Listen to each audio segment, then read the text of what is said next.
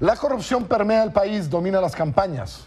La organización Impunidad Cero ha publicado un reporte que muestra, por ejemplo, cómo algunas de las instituciones que hace años hemos creado para esto, pues no están funcionando como deberían. Hoy hablé con las autoras de este reporte de la organización Impunidad Cero. Pues lo que hicimos fue continuar con el caso del socavón, ¿no? Entonces vimos que en este caso por el momento hay impunidad, entonces vimos qué pasa con el resto de los casos. Y lo que encontramos fue una cosa horrible. Entonces básicamente de 100 irregularidades de la administración pública, la Secretaría de Función Pública solo tiene la capacidad de sancionar 8. Entonces tenemos una impunidad Repítelo. de 92. De cada 100, solo 8. acaban siendo 8 sancionadas. Exacto, solamente 8. O sea, una impunidad administrativa de 92.2% aproximadamente. Porque hay toda una explicación que es muy interesante porque leí en el reporte, ¿no? De por qué acaban siendo 8. Bueno, nos imaginamos la figura de un embudo lleno de agujeros por donde se van filtrando y perdiendo todos estos casos que acaban siendo impunidad. Tenemos que tener claro que no todos los casos que no se sancionan son impunes, porque en muchas ocasiones los expedientes a lo mejor no están completos o por algunas causas se desechan los casos, pero no sabemos cuáles y por qué. Como una constante en nuestras investigaciones, siempre la falta de información clara es preocupante. Hay una parte muy interesante que es el altísimo porcentaje de cómo acaban estas sanciones, ¿no? Un funcionario público hace algo más y cómo termina.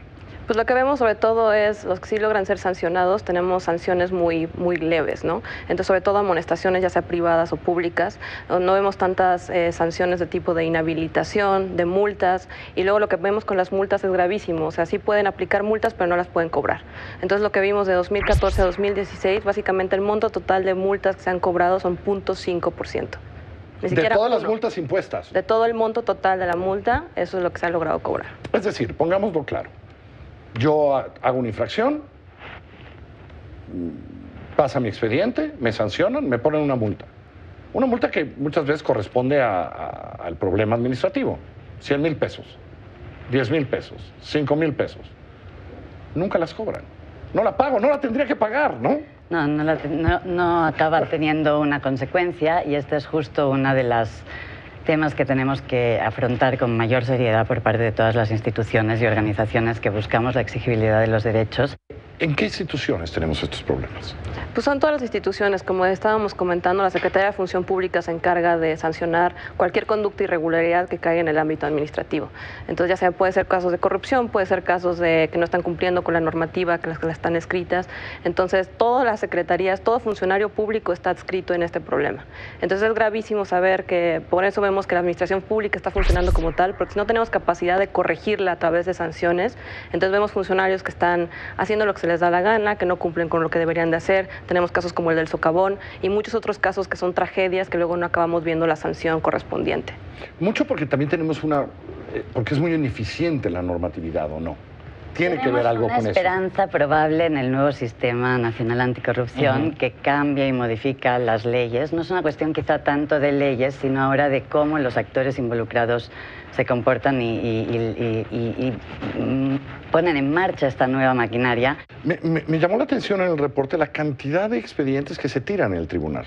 Así es. Es decir, que el tribunal dice, ¿por qué creemos que es? Porque tampoco tenemos muchos datos. Es decir, ¿creemos porque viene mal armado el expediente?